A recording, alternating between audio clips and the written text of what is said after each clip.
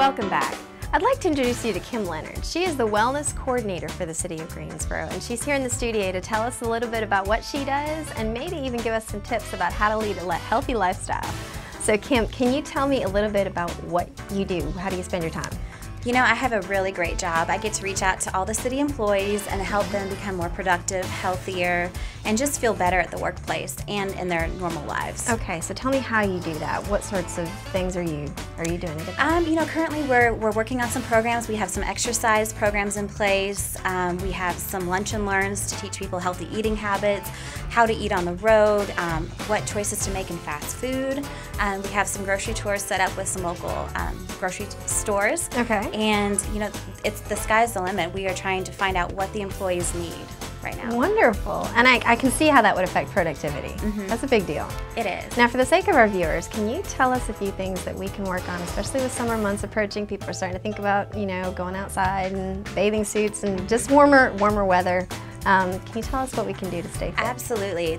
The number one thing I tell people is to look at their calendars and to schedule time each day to be active. Get your kids involved, take the pets for a walk, just get moving. We have tons of beautiful parks and greenways in Greensboro, so take advantage of that. There's really no excuse. You know, people say they can't use a gym. Well, get outside. That would be the number one thing to do. Yeah. Join, maybe sign up for a 5K. There's plenty of those going on throughout the summer and fall months too. Okay, good. And what about food? What can they do? Especially, I mean, eating healthy is expensive, so what can we do to cut back on the budget? There are definitely a lot of choices and things you can do to make eating healthy more budget friendly. First thing is to shop locally and look for local farmers markets. Their prices can definitely be substantially lower than some of the normal prices with that. Buy in season. You know, spring is here, so now you can get a lot of great produce that is fresh. It's coming straight from the ground to your plate. You know, buying things in bulk. If you eat a lot of oatmeal or peanut butter, you can get those in large quantities at some of the big stores like Sam's or Costco. You know, finding recipes that you can make each week for your family that you could have leftovers with. So you just have to plan ahead and make the right choices. Another thing I tell people to do is to look at some of the restaurants and look online and see what's on the menu before you go out. That way you're not tempted by some of the more unhealthier options. So are you talking about fast food restaurants even? You know, fast food too. Now most places have their menus posted. They also have it on the walls in some of the you know, stores.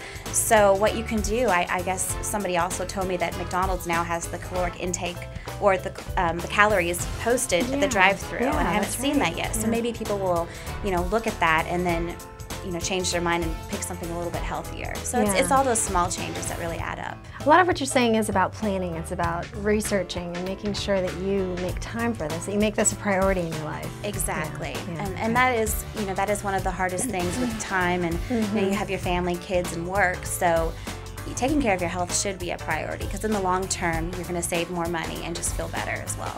Because it's an ounce of prevention, right? It deals with productivity, and you're preventing so many things that could go wrong with your body. And if you look at the small changes right now, you know, saving money by eating healthier and being active, you know, healthcare costs continue to rise. So let's make the changes currently and save money in the long run too. Absolutely, yeah, absolutely.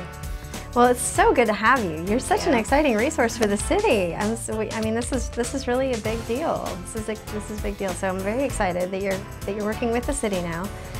Thank you for joining us on the show. I know our viewers appreciated the tips that you gave them. So, yep, thank you so much. Thank you very much, for those viewers that were watching, I hope that you took something away and that you learned just a little bit about how to lead a healthy lifestyle. If you're interested in getting out and getting active, the city can provide you with several options, whether it be parks, lakes, or trails. And be sure to visit the city's website at www.greensboro-nc.gov or follow us on Facebook, Twitter, or YouTube for any special events the city may be hosting. The City of Greensboro plays host to many events that can contribute to living a healthier lifestyle.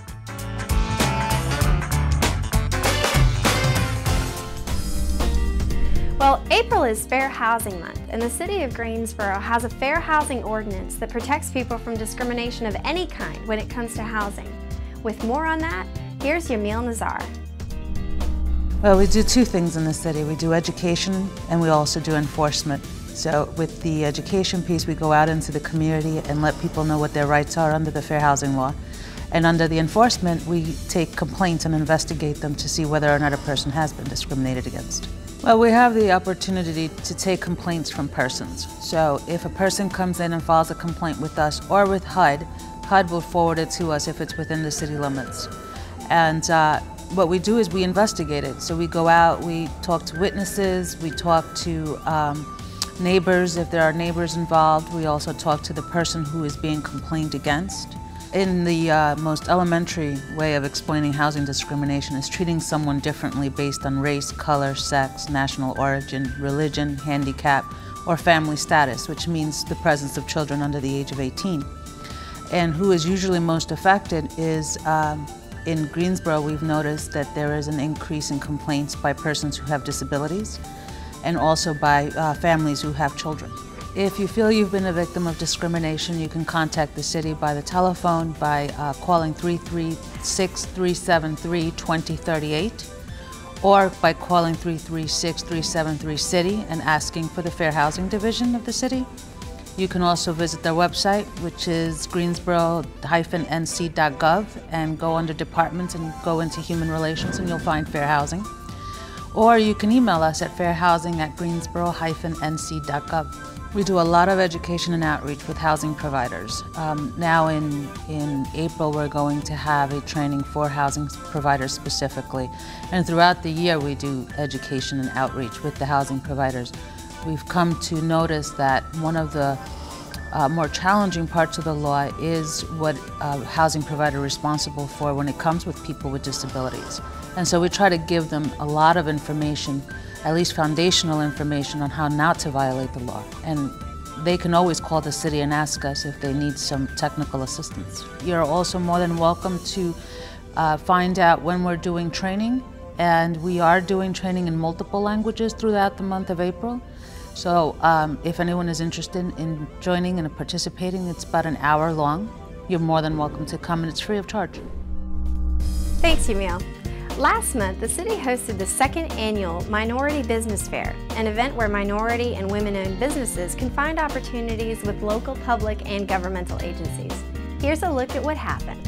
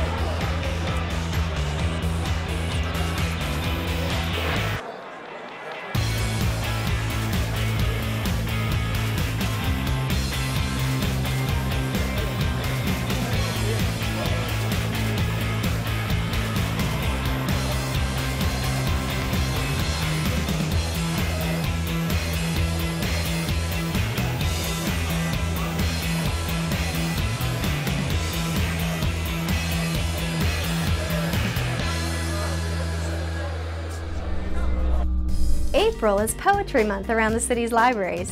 Be sure to check out greensborolibrary.org to find out what's happening at your local library. Now let's take a look at some upcoming events for the month of May.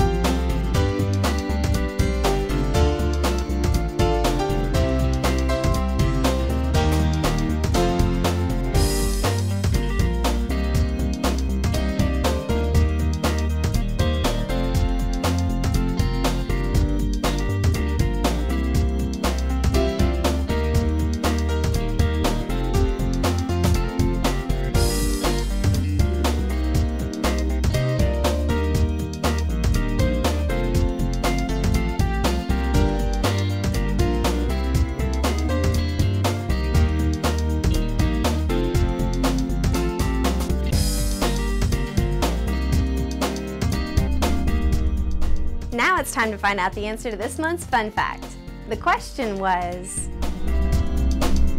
how many recreation centers operated by Greensboro Parks and Recreation offer summer day camps for ages 5 through 12?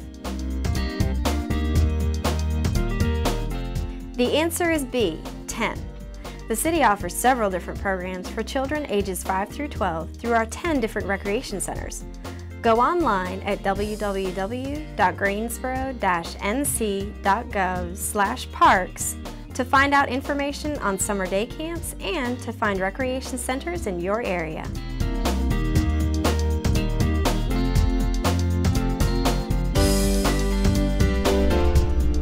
Well, that's all the time we have for this month's show. I'm Jody Baumgartner, and I'll see you next time on City Connections.